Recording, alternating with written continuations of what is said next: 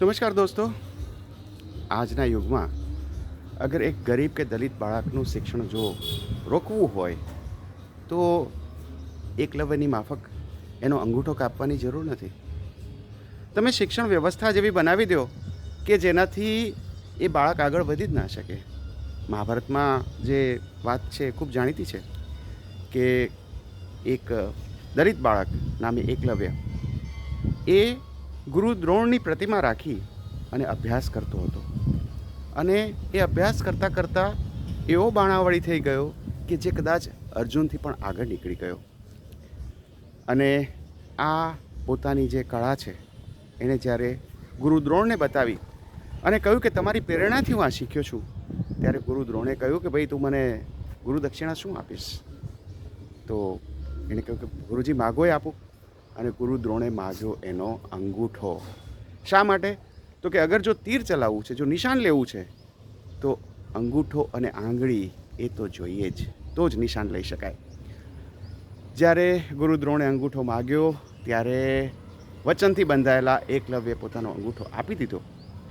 અને એ કારણે આપણે જાણીએ છીએ કે એ જે બાણાવળી હતો, જે અર્જુન કરતાં પણ કદાચ વધારે પ્રતિભાશાળી બાણાવળી હતો, એ સમાપ્ત થઈ ગયો. તો આ જે કિસ્સો છે એ આપણે મહાભારતમાં સાંભળીએ છીએ. પણ આજના દિવસે દોસ્તો આવા કેટલાય એકલવ્ય છે કે જેનો વિકાસ અટકાવવા માટે એનો અંગૂઠો કાપવાની જરૂર નથી. આપણી સિસ્ટમ છે એણે એવું કર્યું છે કે આ બાળકને આગળ વધવાની જે કોઈ પણ શક્યતાઓ છે એ બધી કઈ રીતના બંધ થાય એનો પૂરો બંદોબસ્ત કર્યો છે. જી હા દોસ્તો, તમે જોઈ શકો છો મારી પાછળ આ એક સ્કૂલનું મકાન છે અને એ બંધ સ્કૂલ છે. એ છે શાળા નંબર 11 રામકૃષ્ણ કોલોની.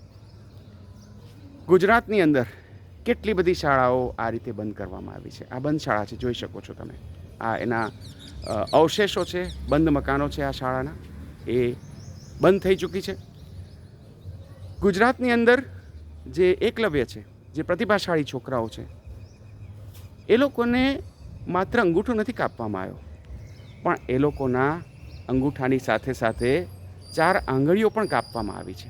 કેવી રીતે એ સમજો જરા ધ્યાન આપજો. કેવી રીતના ગુજરાતના પ્રતિભાશાળી બાળકોને આજે આગળ વધવા દેવામાં નથી આવતા અને કેવી રીતે એમને સારા રોજગારથી, સારી કમાણીથી દૂર રાખવામાં આવે છે અને કેવી રીતે એમને ગરીબ બનાવી રાખવામાં આવે છે.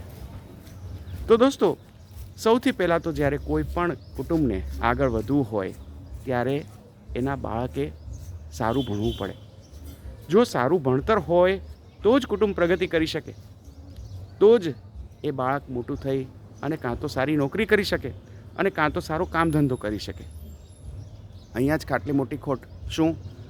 તો કે એમપીની અંદર, ઉત્તર પ્રદેશની અંદર આપણે જાણીએ છીએ કે 5000 સરકારી સ્કૂલો બંધ કરવામાં આવી છે.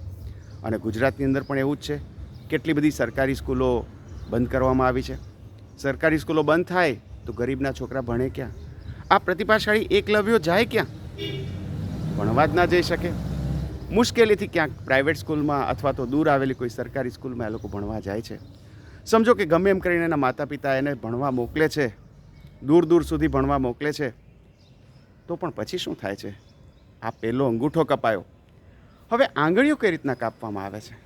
આંગળીઓ કાપવામાં આવે છે આપણી શિક્ષણ પદ્ધતિથી. સૌથી પહેલાં તો એને એ શાળામાં જાય છે, ત્યાં શિક્ષક જ નથી મળતો. તમે જો કચ્છનો પ્રશ્ન કેવો છે. કચ્છની અંદર વર્ષોથી શિક્ષકોની ખોટ છે. કચ્છના બાળકો છે, એમને શિક્ષણ લેવું હોય તો ખૂબ જ કપરી વાત છે. અને આ પ્રશ્ન અત્યારનો નથી, વર્ષોથી છે કે કચ્છની અંદર શિક્ષકોની ખોટ, કચ્છની અંદર શિક્ષકોની ખોટ. અને સરકારની એ દાનત જ નથી કે શિક્ષકો ભરે. જ્યારે જોઈએ ત્યારે કંઈ વચન આપી દેવામાં આવશે, પછી ભરતી કરવામાં આવશે અને પછી ફરી પાછા શિક્ષકો અહીંથી પલાયન થઈ જશે. કચ્છના લોકલ શિક્ષકોને મોકો નહીં આપવામાં આવે, નિયમો કાનૂનો એવા બનાવવામાં આવશે કચ્છના લોકલ શિક્ષકો એમાં આવી ન શકે. તો આ અંગૂઠા બાદ પહેલી આંગળી કપાઈ. આ પછી જ્યારે બાળક ગમે એમ કરી અને પોતાનું ભણતર ચાલુ રાખવા કોશિશ કરે છે ત્યારે એના પછીની આંગળી કપાય છે. એ શું છે? તો કે જેવું બાળક આગળ ભણતું જાય છે એમ એના માતા પિતાને ખબર પડે છે કે ભાઈ આપણે તો આ બાળકને જો ભણાવવું હશે તો ઘણા બધા પૈસાની જરૂર પડશે. બાળકને ભણાવવા માટે ટ્યુશન કરવું પડશે, બાળકને ભણાવવા માટે અલગથી કંઈક શીખવાડવું પડશે, કેમ કે શાળાનું ભણતર તો એટલું કામનું નથી કે જેનાથી બાળકનું આગળ કંઈ થઈ શકે. એટલે જેવું છોકરું ભણવા જાય એટલે ટ્યુશનનો ખર્ચો આવી જાય.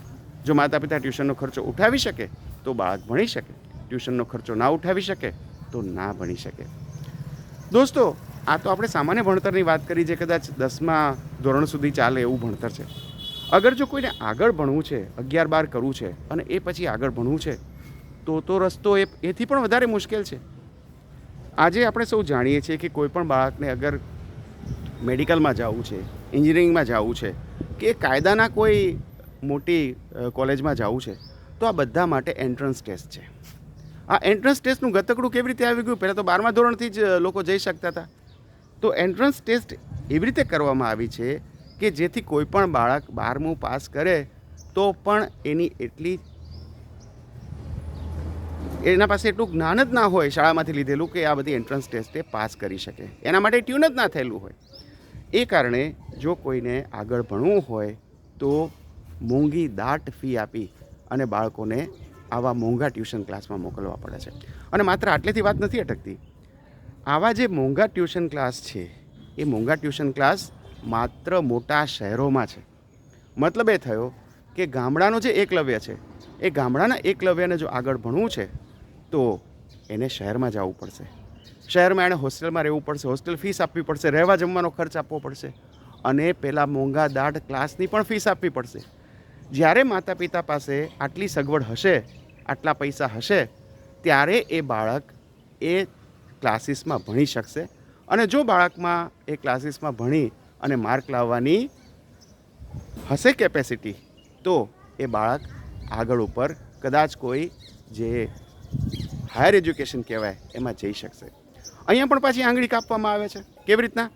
તો કે થોડા વર્ષો પહેલાં, એટલે કે જ્યારે આ સિસ્ટમ નહોતી આવી, માત્ર 12માંથી જ એડમિશન થતું હતું, ત્યારે જે કોઈ પણ હાયર એજ્યુકેશનની સીટ્સ હતી એ સરકારી સીટ હતી, એટલે કે મફત સીટ હતી. હવે શું થયું છે? તો હવે એવું થયું છે કે કેટલી બધી પ્રાઇવેટ કોલેજો આવી ગઈ છે. અને પ્રાઇવેટ કોલેજો આવી ગઈ છે એટલે શું થયું છે? તો કે જો તમારે આ પ્રાઇવેટ કોલેજમાં ભણવું હોય તો તમારે એની મસ્ત મોટી ફી આપવી પડશે. પહેલાં ટ્યુશન ક્લાસની ફી અને પછી પ્રાઇવેટ કોલેજમાં ભણવાની ફી. તો દોસ્તો, તમે વિચાર કરી જુઓ કે આમાં આજનો એકલવ્ય કેવી રીતના ભણે, કેવી રીતના આગળ વધે. માત્ર અંગૂઠો નહીં, 4 આંગળીઓ પણ કાપી લેવામાં આવી છે. અને આ તો આપણે એકલવ્યની વાત કરી. આપણી દીકરીઓનું શું? દીકરો તો આસાનીથી બહાર ભણવા જઈ શકે છે, હોસ્ટેલમાં રહી શકે છે. આપણા સમાજ વ્યવસ્થા પ્રમાણે દીકરાને બહાર જવામાં સામાન્ય રીતે વાંધો નથી આવતો હતો, જો પૈસા હોય તો. પણ જ્યારે સ્કૂલો નજીક ના હોય, જ્યારે ભણતરની જગ્યા દૂર હોય, ત્યારે કોઈ પણ વાલી પોતાની દીકરીને ત્યાં મૂકતા વિચાર કરે છે. અને એ કારણે જ વધારે અન્યાય દીકરા કરતાં દીકરીને થાય છે. તો આવી શિક્ષણ વ્યવસ્થા આપણે ગુજરાતમાં ઊભી કરી છે. આવી શિક્ષણ વ્યવસ્થામાં આપણા ગુજરાતના બાળકો કચરાઈ રહ્યા છે. આવી શિક્ષણ વ્યવસ્થા આપણે કેમ ચલાવીએ છીએ? આવી શિક્ષણ વ્યવસ્થા સામે આપણો વાલીઓનો આત્મા કેમ જાગતો નથી? ક્યારે જાગશે આપણો આત્મા? કે આવી શિક્ષણ વ્યવસ્થાની ચંગુલમાંથી આપણે આપણા હોશિયાર દીકરા દીકરીઓને બચાવીએ અને આપણે આપણા હોશિયાર દીકરા દીકરીઓને આગળ લઈ જઈએ. આવી માનસિકતા જે આપણામાં ઘૂસી ગઈ છે કે સરકારી વ્યવસ્થા તો આવી જ હોય, સરકારી વ્યવસ્થામાં તો ન જ ભણી શકાય અને જો ભણવું હોય તો પૈસાનો ખર્ચ કરવો જ જોઈએ, આવી માનસિકતામાંથી ક્યારે નીકળશું? તો દોસ્તો, ગુજરાતનો આત્મા જગાડવાનો વખત આવી ગયો છે. ગુજરાતના આત્માને જગાડવાનો વખત અત્યારે આવી ગયો છે. અને આપણે સૌએ આ વાતે એક સંકલ્પ લેવો જોઈએ કે હવે બસ થયું, હવે બહુ થયું. હવે ગુજરાતના એકલવ્યોને બહુ બધો અન્યાય થયો, હવે ગુજરાતની દીકરીઓને બહુ બધો અન્યાય થયો. હવે આપણે વધારે આ સાંકીશું નહીં. હવે ગુજરાતમાં બદલાવની જરૂર છે. હવે ગુજરાતમાં બાળકોને ભણાવવાની જરૂર છે. ગુજરાતનો સાચો વિકાસ કરવાની જરૂર છે. Thank you so much.